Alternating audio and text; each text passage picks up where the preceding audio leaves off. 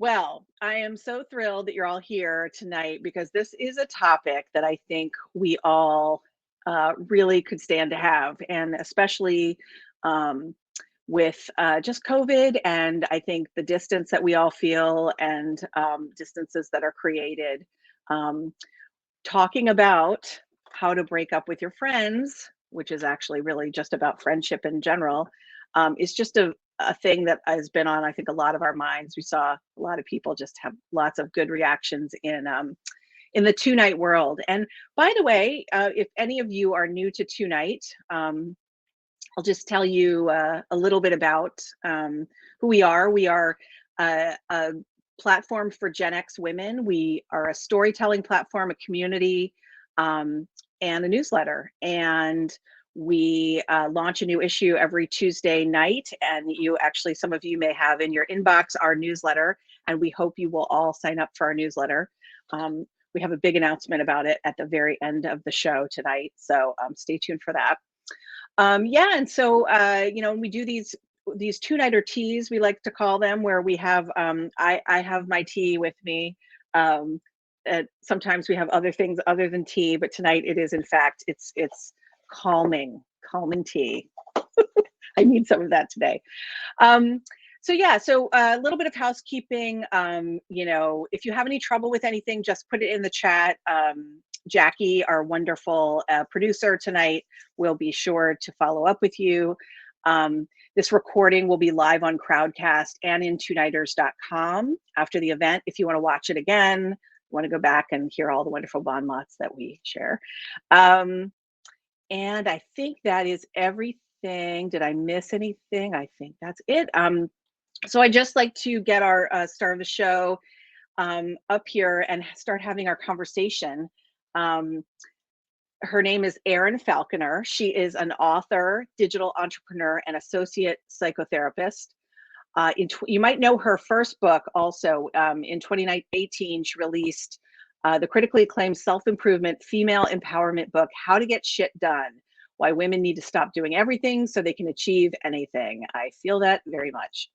And then in this year, January of 2022, she released the book we're all here to talk about, which is How to Break Up with Your Friends, Finding Meaning, Connection, and Boundaries in Modern Friendships. She's been the editor-in-chief and co-owner of PickTheBrain since 2008. And 2017, she launched PickTheBrain Podcast. Here she is. Wait, one more little tidbit that you've been designated one of the top digital entrepreneurs in Los Angeles by LA Confidential magazine, and you were honored by Cadillac and Refinery 29 as one of top 7 women changing the digital landscape for good, which I think is amazing. So welcome. Thank you so much. It's so nice to be here. Thank you. Yes. And I just have to say, like, I don't want this to come off sounding bad, but when I was like, okay, how to break up with your friends. Yeah, we've heard it before. Or like, it's a self-help book or something. I sort of had some preconceived notions, but when I read it, I was like, wow, it goes deep. It talked about so many angles that I hadn't thought about. It was really more than I thought it would be, and really hit me in a lot of places that I'm really excited to talk to you about tonight. And I'm sure good. Well, thank you. Thank you so much. And I'm glad to hear that. Yeah, the title, the title kind of came to me one morning as I was half awake, half asleep, actually trying to think about what the follow-up to the first book was going to be. And I was like, what is this? And kind of tried to go back to sleep. And for the next 2 to 3 days, it just kept coming up. And to the point where I finally stopped and looked at it and said, what is this?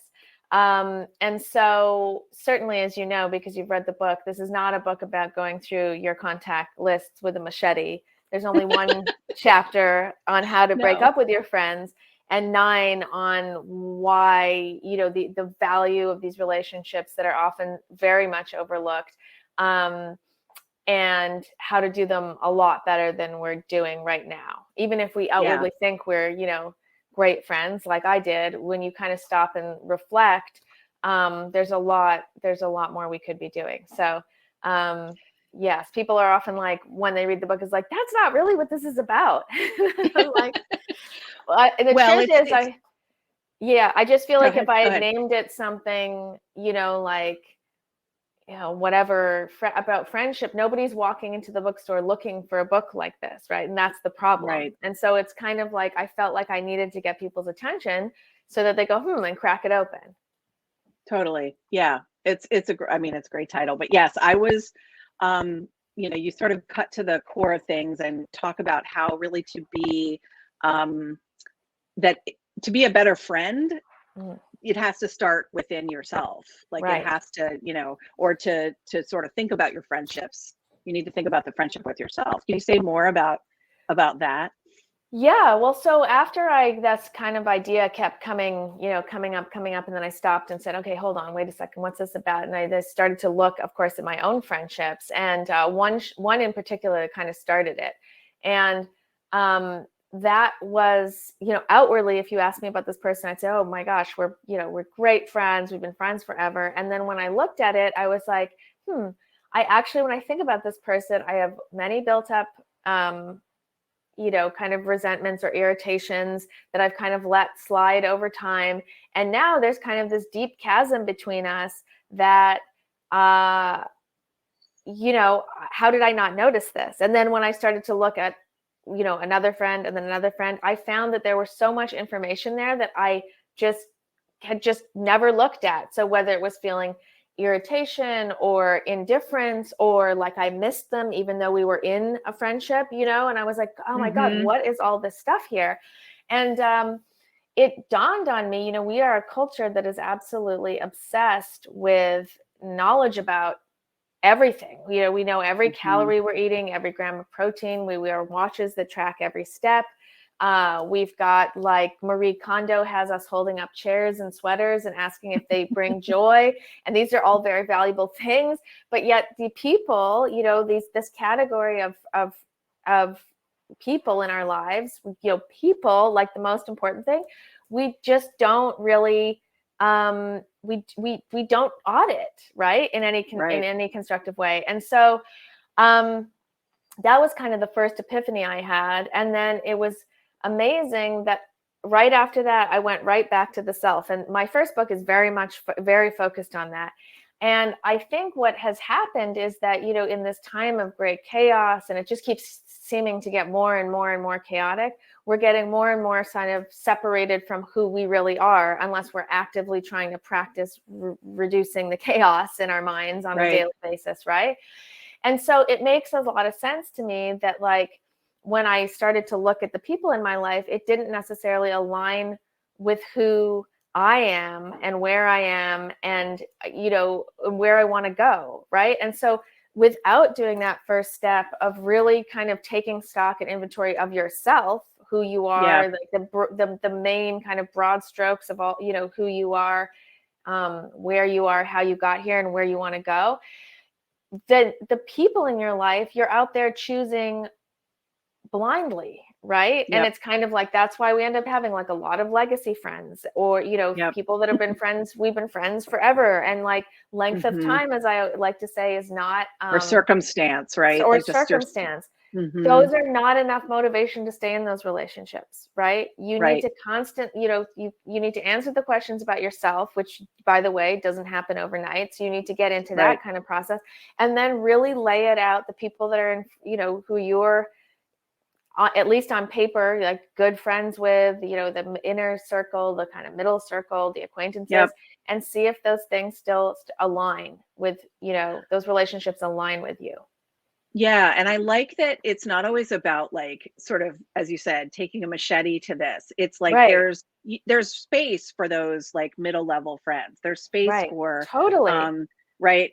And so tell me a little bit more about that, and how, like, you've got your sort of inner core, I think you call it, and how you sort of it's almost just like, it is almost like getting shit done too. It's like how you prioritize. Yeah, I think, well, the first step is just having clarity on actually the people who are in your life is the most important thing. Like, we collect all these people over time. Again, like, just it's not apples to apples, and I don't want to seem callous, but if you've never gone through your closet and taken stuff out of the closet, you're just gathering and gathering and gathering. Yeah. You got at a certain point, it's too much, right? You can't get in the closet. Yep. And so just from a practicality standpoint, there needs to be some inventory done. And then, and I have this test in the book. It's a very simple litmus test. Take a piece of paper and a pen and write down the people that are in your life and watch how you feel just seeing their name appear as you're writing it, right? Or I say, how do you feel? Or remember, if your phone rings and somebody's name comes on your call display, what's your gut reaction? Is it, or are you diving to get the phone?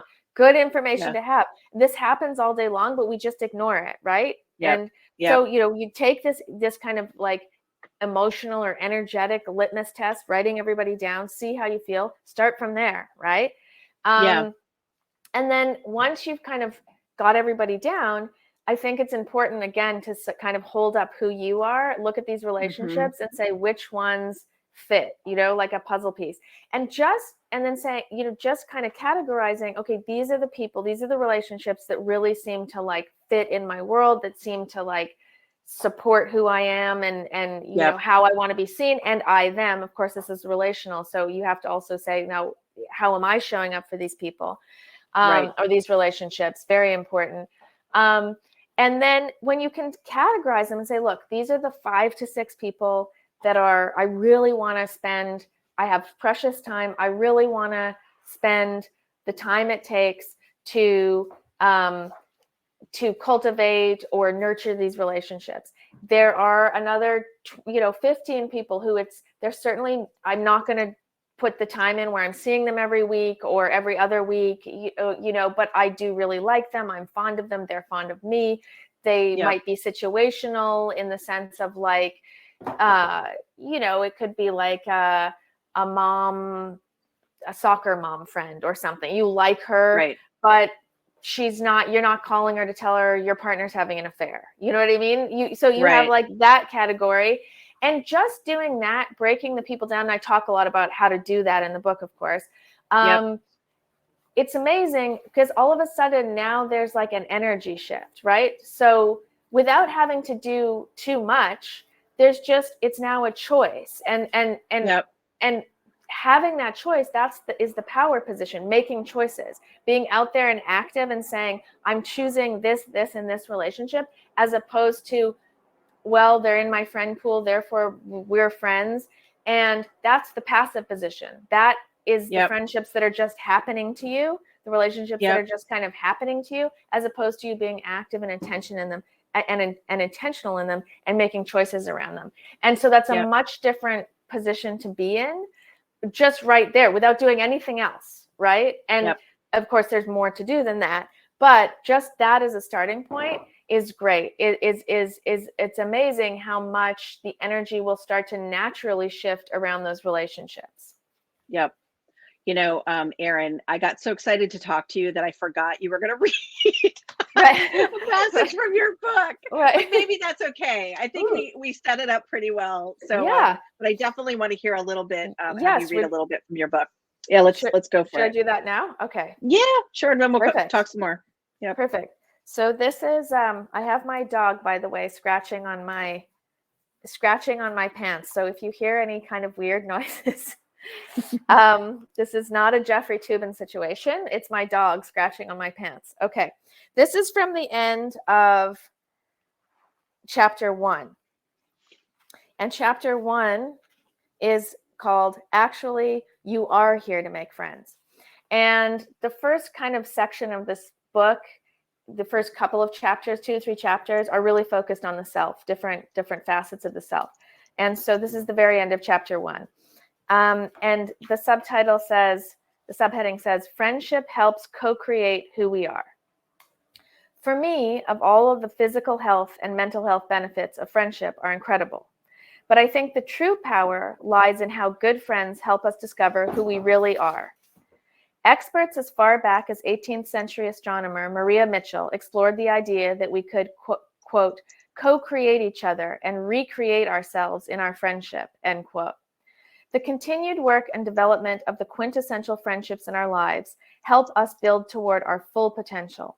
In other words, when you work to fortify your friendships and develop close, nuanced relationships, you are also simultaneously building your own personal strength and character. Aristotle, arguably one of the greatest thinkers of all time, talked often about the power of friendship, specifically as it pertained to the self. In Answers for Aristotle, How Science and Philosophy Can Lead Us to a More Meaningful Life, Massimo Pigliucci discusses Aristotle's belief that, quote, friends hold a mirror up to each other. Through the mirror, they can see each other in ways that would not otherwise be accessible to them. And it is this mirroring that helps them improve themselves as persons, end quote. Perhaps this helps explain why today we shy away from deep relationships. Are we afraid of what we might find in the mirror? Regardless, it is imperative, at least for those interested in becoming the best versions of themselves, to dive deep into friendship as a means of self-exploration, awareness, and potential. The bottom line is that self-discovery can fuel stronger relationships, but strong relationships can ignite the most important parts of ourselves. For a long time after the death of my dearest friend, I was just kind of treading water, trying not to drown. Bills were getting paid, work was getting done, but there was no momentum, no flow. I was stuck. As I mentioned earlier, I had a ton of support from my existing friends, my family, and my partner. But all of those connections now came with a filter. I couldn't escape what had happened, and as a result, it had a way of being woven into almost all of my interactions. As a creative person, I just couldn't fathom writing another word. And so, while there was no imminent or obvious threat to my demise, looking back, I was slowly dying. It wasn't until a couple of years later, that I was introduced to a friend of a friend who was a budding director. When we met, there was an immediate chemistry. Instantly, we were talking about films and commercials and music videos, our inspirations for our work. I felt creative again, if only for that moment of conversation. I left our meeting, and for the first time in a long time, I felt alive. Over the course of the next few weeks, we texted and talked and finally decided we would do a project together, a short film. I was blown away. For nearly 2 years, the idea of being creative had felt completely out of reach, even nauseating. And yet, now I was giddy. I could not wait to get started. Through this creative work, some of the best of my career, I began to put myself back together. But more than the work, the friendship saved me. I could be free of tragedy. I could be defined by something else totally. I could be seen for just me, a creative person, by somebody else. And the more this person witnessed me as creative, the more creative I became, sinking deeper and deeper into my potential rather than my sadness. This was almost 18 years ago, and this person is still today one of the best friends I've ever had. Not only did this friendship change my energy and my outlook, but also it allowed me to bring something new and positive back to my existing relationships, a fresh start. Most importantly, it helped me to discover a part of me that I'm certain would have lain dormant otherwise. Across the board, scientists, philosophers, and psychologists all agree that close friendships improve your life physically, mentally, and emotionally. They make room for both growth and error. They are great teachers and great healers. Perhaps, more importantly, they just make us better people. I don't know about you, but I feel like we need the best of people right now. So the next time you flippantly check a follower count or a like count on one of your profiles, I encourage you to spend at least that amount of time on a real relationship that has the power to transform you in every sense of the word. I love that. Oh my gosh. It's so true that friendships are like good for your health. You know, I went through cancer and chemotherapy, and one of the, you know, I opted to kind of share my story and to let friends in. And I know it's funny because my mom also had cancer, and she was like kind of surprised. She was like, why would you not keep this private or quiet? Right. I mean, partly she's another generation, Right. but also, you know, I just, it's just who I am. I wanted to like, you know, let my friends in. And partly, as I realized later, it was part of the healing process. And I would say, like, you know, honestly, like 80-90% of my healing, I feel like, was provided by my friendships and my close relationships. Yeah. So And well, I'm yeah, sorry you went through that. And I'm happy I'm that you good. had I'm good. I'm Yeah, happy you have it a was a while close ago. knit group of friends because, I mean, the science is in on this.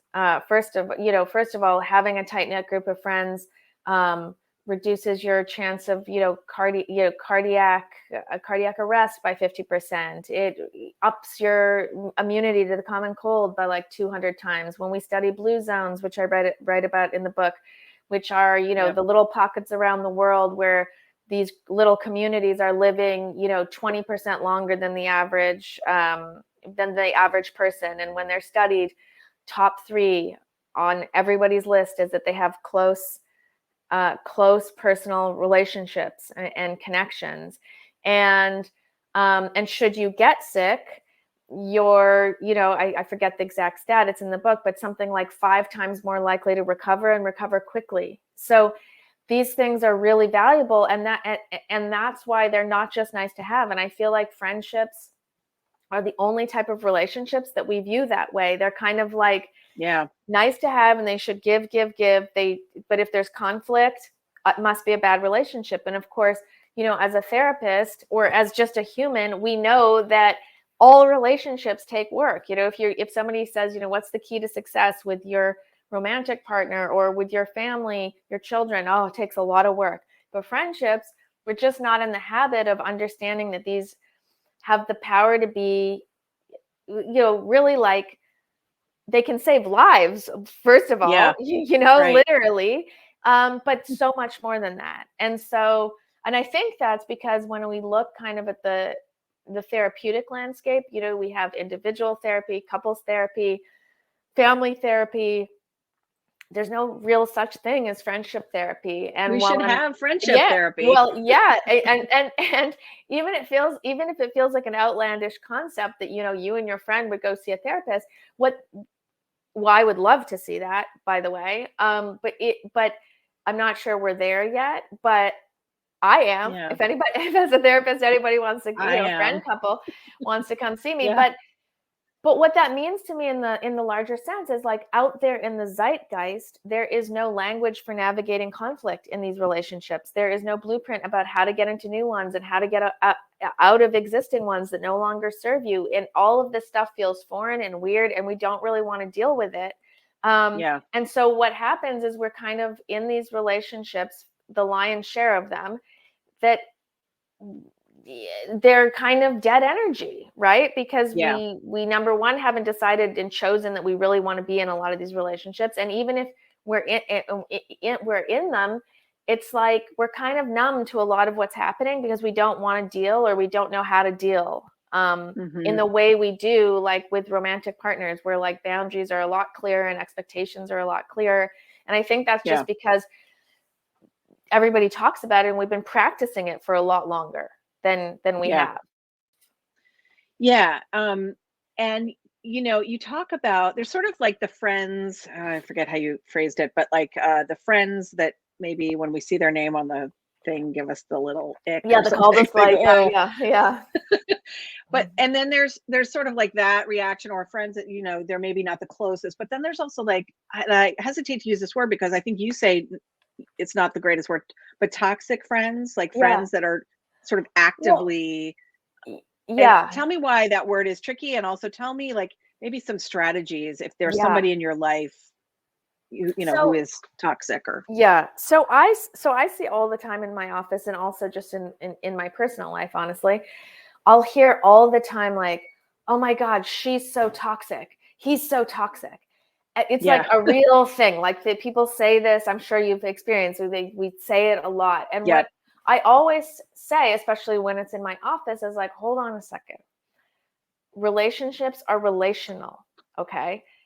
I'm Mm. not negating that the other person is behaving badly, but we stop giving away your own power and throwing it onto somebody else. Take responsibility for your involvement in this, in what's going on here. And what I mean by that is, why, if this person is behaving very badly repeatedly over and over again, why have you tolerated it? Why people get away with things because we let them get away with things, right? And right. Again, that's not victim shaming. I hope it's not coming across as victim shaming, but often we allow some of that behavior because it's fulfilling something else, or we're getting something else that, it's filling a void that we shouldn't have filled this way. So you really need to look at yourself and say, and I talk about this in the book. I give a story about, we all have, or at one point or another, it seems like we all have the friend that's just kind of like a little crazy, and Or a and few. or a few, and we're like drawn to those people because they're also happen to be usually a lot of fun, a lot of energy. And so anyways, I was in a friendship with somebody kind of like that. She just always had something, like there was always some major life crisis, right? Yeah. And, she was either being kicked out of an apartment, or a dog, had been hit by a car, or something. There was always like a 911 call to me. And this would go on and on. And, she'd call me and say, duh, duh, duh, duh, duh, and I'd jump on the phone and like, I'd help her work through it and fix it. And then the next morning I'd wake up like exhausted, and she would be like, it's just a normal Tuesday. You know what I mean? So like, this is just how she operated out in the world. And things really reached a crescendo, and I talk about it in the book. And I finally ended it with her. And this is 10 years ago. And I was like, oh my gosh, she was so toxic. And I just kind of put it away like that. She was toxic. This is over. And it's true. She behaved very badly in numerous, in numerous ways on numerous occasions. So again, it's not about dismissing bad behavior, but I realized as I was writing this book, what a missed opportunity it was for myself to kind of have like a growth moment, a deeper understanding of myself. Why was she calling me? She had plenty of other friends. Why? Because I was picking up the phone. Why was I picking up the phone? Because in truth, I had some kind of like God complex, like I'm saving her. I'm saving her. And which is just a sign of a fragile ego in some way, right? Like, why did I need this validation of like heroism, right? And so I wish I'd done, and I can't answer that exactly right now because it's 10 years later, but only if I wish I had at the time. So certainly there can be just abjectly toxic people, right? Just bad people. But so often that's not what I see. What I see is somebody is behaving badly. They've gotten away with it with you for a while. And so that becomes their default setting in this relationship. And often that person has other relationships which seem to work, right? And so again, it's not about blaming, in this case, me, but it's like, how am I showing up in here? Why have I not created a boundary around some of this behavior and then seen how that's shifted the energy? What in me is allowing this to go on? And so that's the first step. But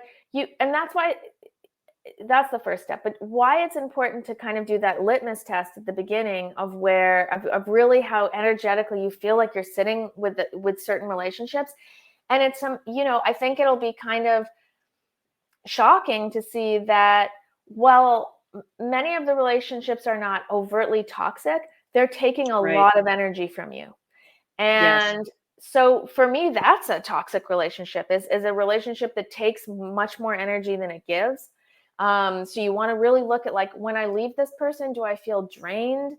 Do I feel irritated? Do I feel bad about myself? Or if I've had a long conversation on the phone, do I feel like that person is, just energetically, do I feel like it's taking a lot more than it's giving? That's number one.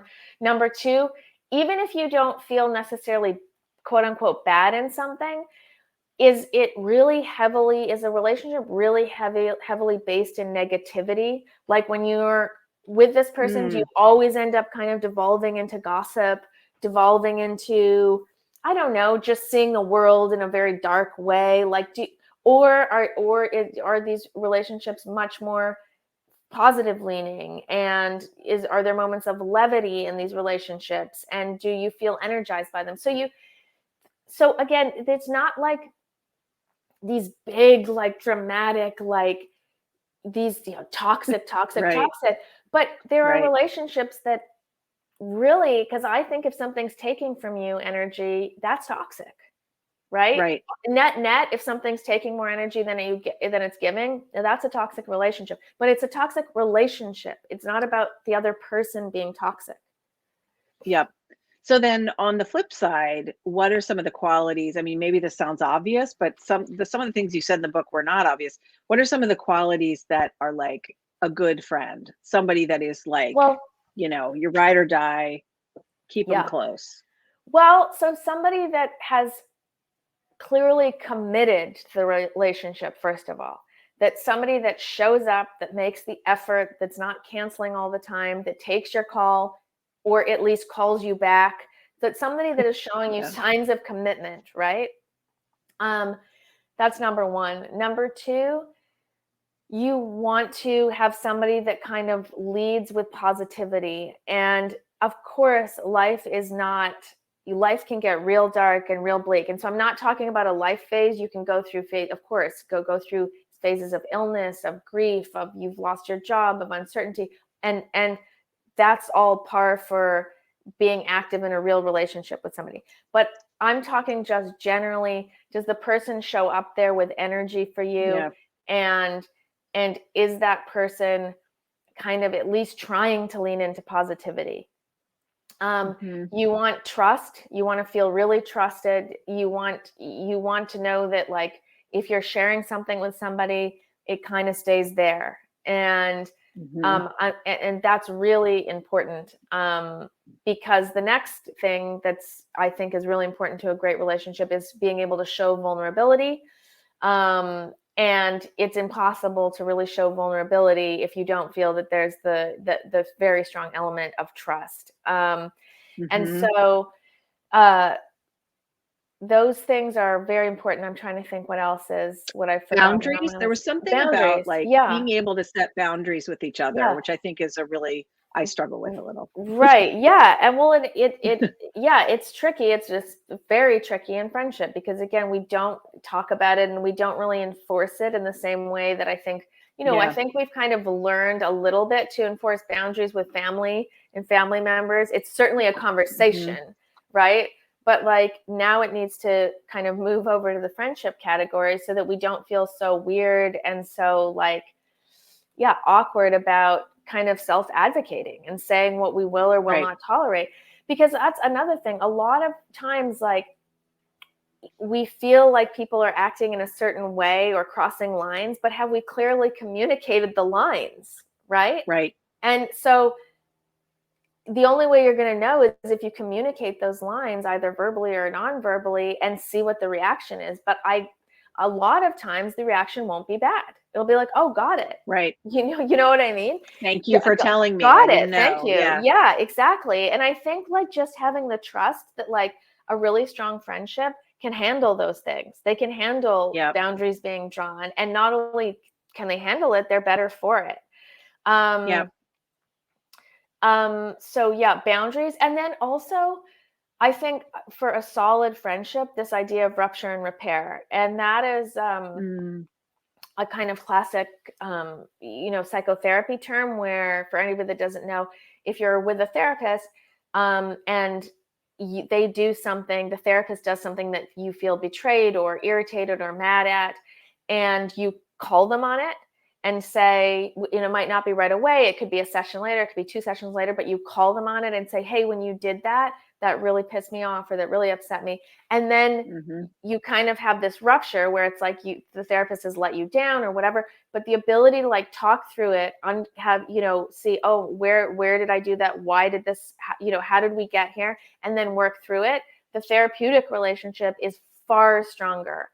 Should you have not had that conflict at all, right? And the same, I think, is true in friendship. So this idea that we kind of like, at least in my life, pre this, launching on the journey of this book, I even realized that I so often talked myself out of conflict and like not big things. If something big happened, I'd say it, but like, I talk about in the book, I had a friend that's constantly late and it really, really bothered me. And yet every time that she would show up, I would talk myself out of saying it. She was a single mom and she's had a lot going on, and I would be like, this isn't the right time. This is really hard for her. Da, da, da, da. And I'm spinning, and every single time, to the point where, this great chasm kind of grew between us. And so I document in the book, as confronting her about it. But even me, who's somebody that like talks about things for a living, you know what I mean? Yeah. I watched myself as I had that interaction with her. It was unbelievable. Of course, she was late for this meeting where I was going to confront her. So I had like 30 minutes of like, I don't know. I think you might be overreacting. This feels, whatever. And it was honestly, it was cuckoo. I was like, what are you doing? And that's just like the normal kind of, because we run from conflict, and for the most part, we run from conflict in these relationships because we don't know exactly how to deal with them. And sometimes it feels like, maybe I'm making a bigger deal out of this. And it's like, no, you're not. Like, if somebody's doing something that's really kind of irritating you and upsetting you, say something, because that clarity helps the clarity will either help the relationship tremendously, or it'll be a deal breaker, and then you start to see things like, okay, maybe this is not the right relationship for me. If you get wildly offended that I'm calling you out on habitually being late, or whatever the thing is that is bothering you. Mm-hmm. Why do you think it is we don't talk about friendships this way? Like, why do you think, I mean, sort of going back to the beginning, but like, like, what is the reason that friendship, you talked about friendship therapy, and just, there's like a weird, I don't know if it's a stigma or something, but like, why don't we talk about it this way?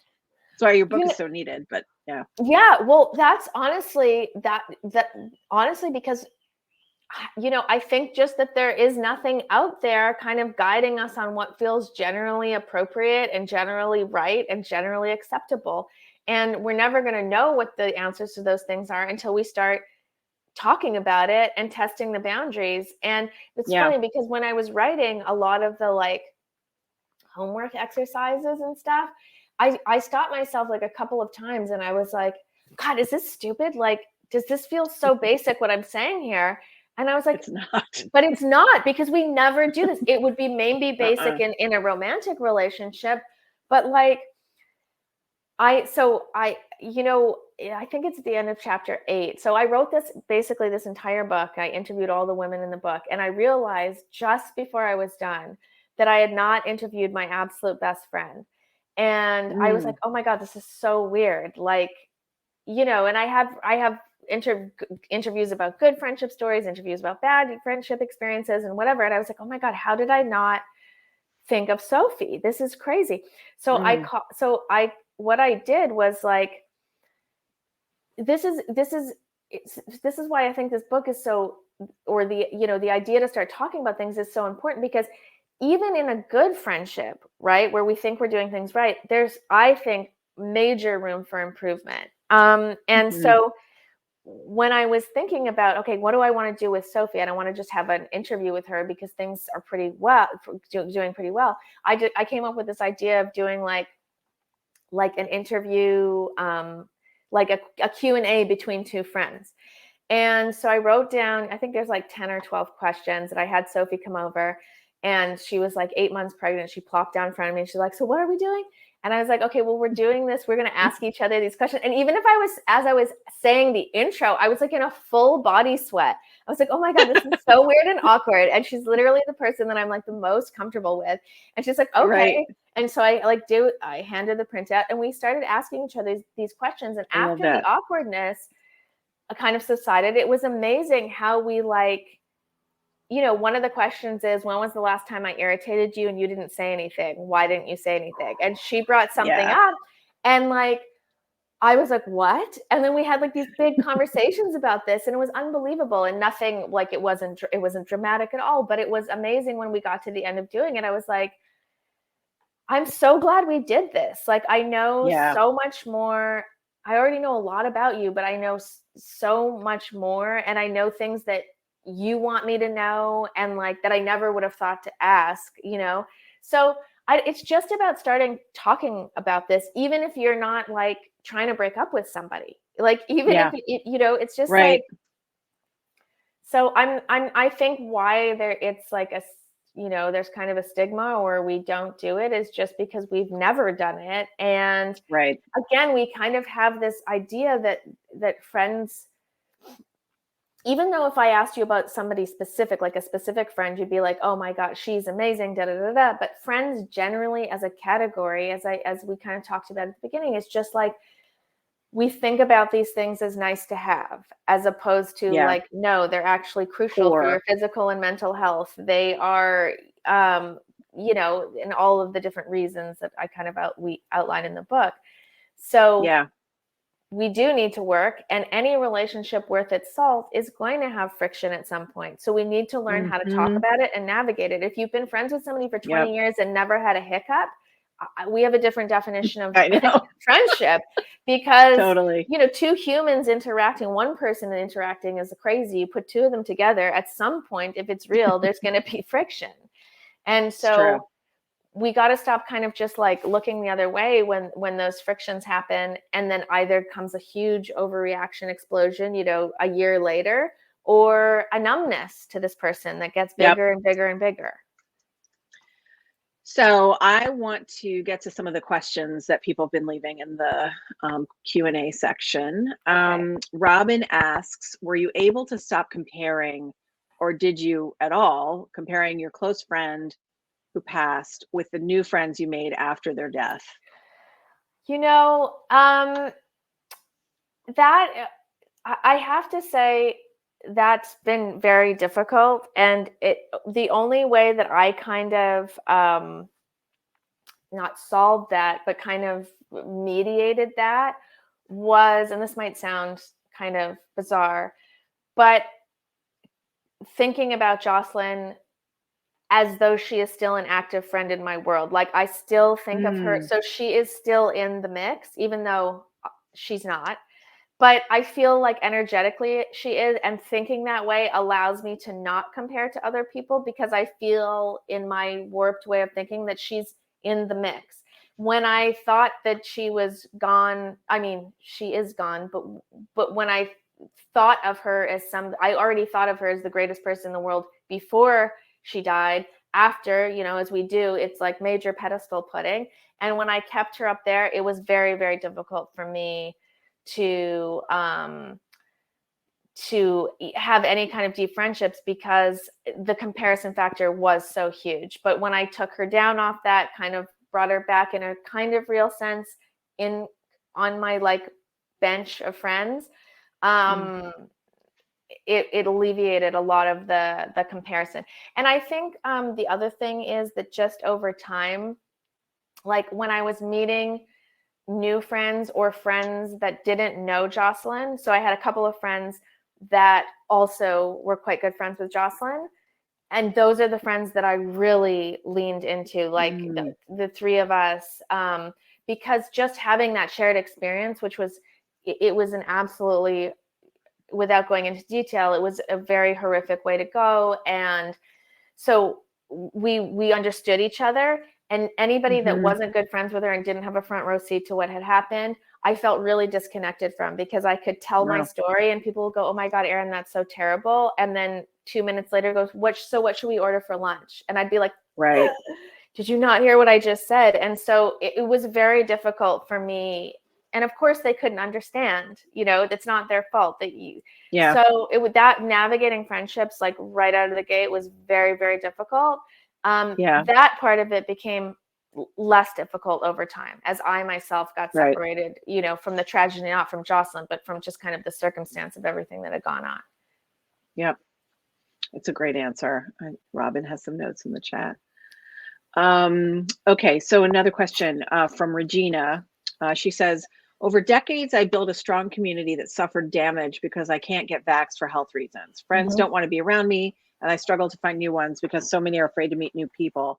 I'm sick of online stuff. I need in-person friendships, but I'm demoralized by how hard it is to find them these days. Yes. I'm hearing, well, just in general, I'm hearing so many people say how difficult they're having, like what a difficult time they're having meeting new people. Because we're still kind of I mean, we're not isolated in the same way, obviously, we were like 6 months ago, but there is still like people are still working from home, and at least in LA. I'm not sure if that's true across, the rest of the country, but I do think there's still a tremendous amount of people working from home. We're doing creative scheduling, and there is sort of this, I think people have forgotten a lot of ways of how to socialize. And so even when you do get out into the world, it's like you're getting a lot of awkward energy, you're getting a lot of and so it makes it really difficult. The thing that I would say is, and I'm sorry you're going through that with the vax stuff. What a complex layer that is added to friendships, coming right off of divisive politics into now divisive vax stuff. So it's been really challenging. And I think the thing is, you can control in other people exactly, how somebody behaves or reacts exactly 0%. You can control how you behave and react 100%. And so that's where you want to put the work. That's where you want to clearly identify who potentially your people could be.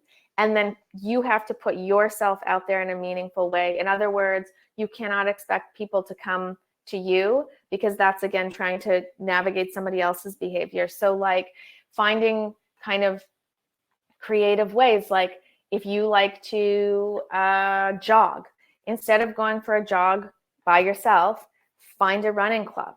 At least you have one thing in common with the other people there. If you have a dog and you take that dog for a walk, don't just take it for a walk down the street. Find the dog park.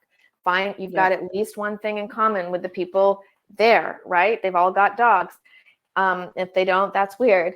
So and then it's up to you to put yourself out there energetically. Number one, be kind of open and aware of what's kind of drawing my attention, and then to do something about it. And that's another thing that feels so awkward. Like it almost feels like dating, where like, strike up a conversation. And if you're not good at it, practice, because that's the only way you're going to get good at it. Right. And ask the question, strike up a conversation. I'm using this dog park example, but about the other person's dog, get a little more information. If you feel like a vibe with them, like you feel like, hey, this person seems nice or cool or whatever you're looking for, say, hey, would you like to grab coffee sometime? I know it feels awkward. It feels awkward for me to even say it, but that's just because we haven't practiced it in a way that, we have in, for example, romantic relationships. But that's where we're going to need to get, because again, we are the most divisive we've ever been. And we've just come out of massive isolation, and the people have forgotten how to socialize. So it's up to you to, number one, identify where potential groups could be. And number two, then put yourself out there, which seems daunting, but actually in practice, it's a lot less daunting than it sounds just talking about it. My dog is barking when he heard the word dog park. My dog has somehow forgotten about me, which is a miracle. It's great. Okay, another one here. What are your thoughts? This is a good one for midlife, because I think, our whole jam is about women in midlife. And I think, and this question is so relevant because, we've accumulated so many friends, acquaintances, people in our lives at this age. And she asks, what are your thoughts on outgrowing friends? I hear this often, and I've felt it too. Oh, yeah. Yeah, I say all the time that length of time is not strong enough motivation to be in a friendship with somebody. Saying I've been friends with somebody for 15 years is not enough. That's not enough reason to stay, active in that relationship. And now the flip side of that is I really have respect for and think that these legacy friendships can be the most impactful if you can get on the same page with them, because they've seen you throughout your life, they've seen how you've evolved. They understand things about you that like the guy you just started dating, the guy or girl you just started dating, 6 months ago could never know about you. And so you really have the opportunity to feel seen in those relationships. But many of those relationships, look, if we're remotely interested in self-growth, right, we're constantly trying to evolve as, better, more nuanced, dynamic versions of ourselves, right? And in pursuit of that, you're naturally going to go in different paths from certain people, and not necessarily one is bad or good, just different, right? Especially if you grew up in one place and then you've moved away, or you've moved, you've switched careers, or you've done, those things are all major kind of growth spurts for you as a person.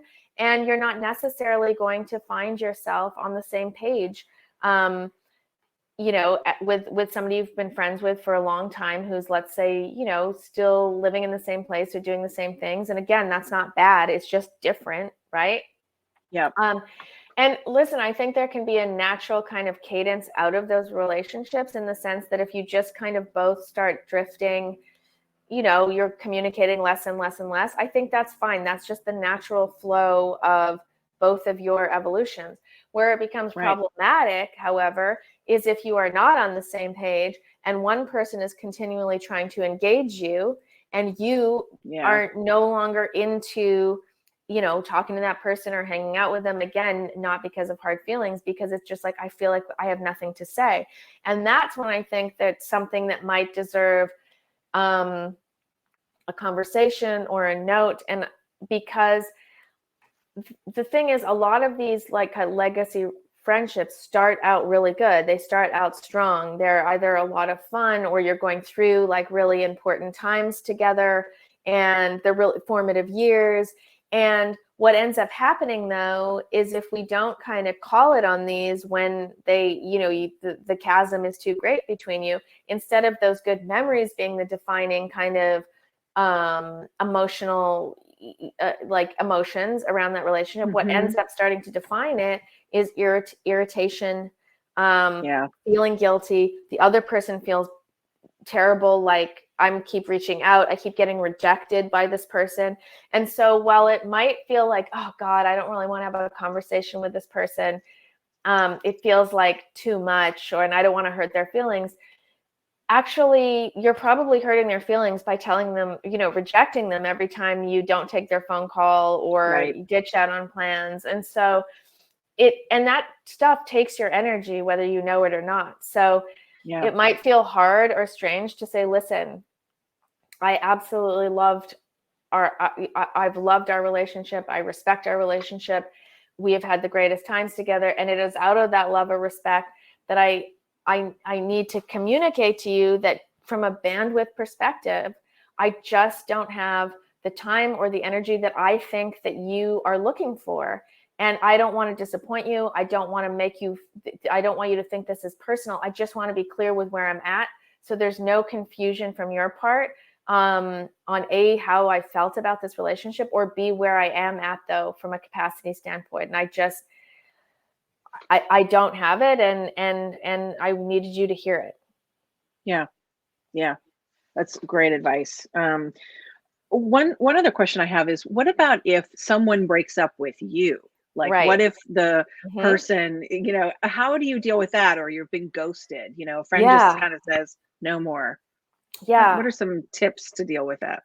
Yeah. So I think the first thing is to really kind of grieve it. Again, because friendships are like, we kind of see them as lightweight. Like, they can be, and I see this all the time in my office, and also in my own experience, like they can be some of the most devastating. Like, if you have like a really bad bust up with somebody that you feel really connected to, and they're not either feeling the same, or, something happens and they take off.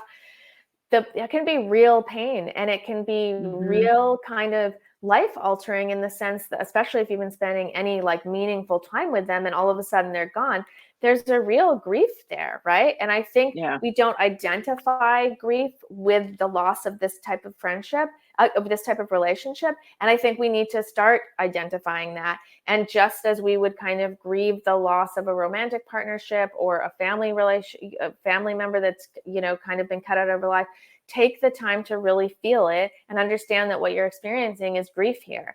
And that's why it's so unfortunate when people ghost, because there's so little clarity and so little answers around that. And so you start spinning your own narrative and coming up with ideas that often have nothing to do with exactly what happened. I interviewed a couple of women for the book who are like wildly successful, really killing it in life, got, in great committed relationships romantically. And they both separately, they don't know each other, told me stories about being ghosted. And it was unbelievable as they were talking about it, how they started to get like it had just happened, even though it had happened, a decade earlier. And it's like, it's really painful. And all of a sudden it's like it's living in them just as it happened, because there's no closure on that. And so it can be really tough to, a really hard thing to get over. The ghosting is tougher to say, what do you do with that? Because it's hard, again, to like, you don't want to be, a stalker and like try and get information. I think you just need to chalk it up to like, wow, there are parts of this person that as much as I really love them and cherish this relationship, there are certainly parts of this person that I did not know or did not see or did not understand, because ghosting is just really not in line with who I am or what I would do in a relationship. And so at least that might give you some solace, that the person you thought you were really good friends with might not have been the same person at all. But I think the biggest thing is just to allow the idea that it is okay to grieve the loss of a friendship, and kind of sit in it and feel it. Don't dwell on it. It's not something that should take over your entire life. But I think there will come a part where you will just kind of naturally be able to step out of it once you've allowed yourself to feel. It's the kind of not knowing what to do with that those emotions or that upset, and bottling them down because this is irrational. This is, it's not like my husband just served me divorce papers, it's just a friend. But the emotions and the feeling of betrayal or, as I said, grief. The vulnerability can be just the same, if it's not more so in some ways, like shared with that person. And because we often share with our friends things that we don't share with anybody else. Some of these really tight friendships, we allow them to see us in a way that is, a lot more, in a sense, like flawed or vulnerable than we do with our romantic partners or our family, because we're very kind of persona based in those relationships. So, and, we kind of need to make those relationships, we need to make work, right? Like, so there's a different, like what we're, of course they don't all work, but there's the driving motivation feels a lot more like the stakes are a lot higher. So we therefore show different parts of ourselves in friendships. And when we're rejected or those are cut off, it's super hurtful and very vulnerable. That's great. I have a final, it's 9:00. So we'll just do one more question here, from Madeline in the chat. How does someone break up with a narcissistic friend? Oof. So here's the thing. So once you've decided ghosting. Once you've decided that a relationship no longer serves you, then you need to decide, well, how are you going to deliver this message? And what I always say is that while the medium is important, and if you can, I think you should always lead with, even though it's scarier, either in person or on the phone. When dealing with somebody that is either very defensive or very emotional or very narcissistic and will not hear what you're saying, right? They'll just spit it right back onto you. And the idea is that they hear and understand why you've made this choice, right? So for me, I think the thing is to write an email. Now, a narcissist is going to never accept that you are breaking up with them. And they will try and tear you down, and it depends like how narcissistic they are, and make you feel, gaslight you and make you feel that you've made a huge mistake. And they'll often try to they'll go from being very charming and trying to get you back to then totally smashing you and saying you're the worst person ever. So it's very tricky being a friend with like an extreme narcissist. But I would send the person an email, very, very, well written. Again, lead with love and respect, and the love and respect you've had of the friendship. But here is why I now need to end this. Be very clear, be very precise. And I give as you know, in the book, I give conversation starters around 5 or 6 different high level situations. Just because often it's the starting that is the hardest part. But then be firm in your decision, and just know that a narcissist will try to get you back through any way, shape, or form, because they just cannot stand the idea that they've been rejected. Narcissists often have the most fragile egos, right? And so they project out into the world big kind of delusions of grandeur and bravado and confidence, but on the flip side of that is a very bruised and wounded ego. And so that's why they will often lash out. It's never their fault, ever, because they can't handle, their ego cannot handle it, right? And that's why they're so weak, though, because without taking responsibility, you have no power. Even if taking responsibility means you did something bad, it's still the power position, right? But narcissists will never take responsibility or blame for anything, and that's the problem, right? It's so tricky. It's really, really tricky. It's really, really tricky. I mean, I know I have colleagues that straight up will not treat like clinically diagnosed narcissists, because it's just very frustrating work. Like it's not impossible, but it's very challenging. Wow. So I think the idea is just to stand your ground and probably do it through a well-written email, because again, the idea is that person can come back, maybe when they've calmed down, maybe if it's in a week, in 2 years, they've got something that is kind of like, and then just stay firm, because they will try to get you back in. Yeah, that's good advice.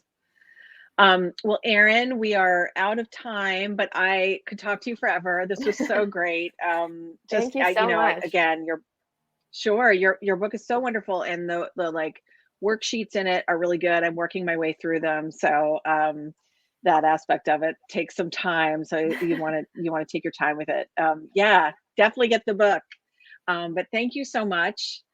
And I hope you'll come back to us. Anytime. This is great. Thank you, everybody, for sharing an hour or an hour plus of your time here tonight.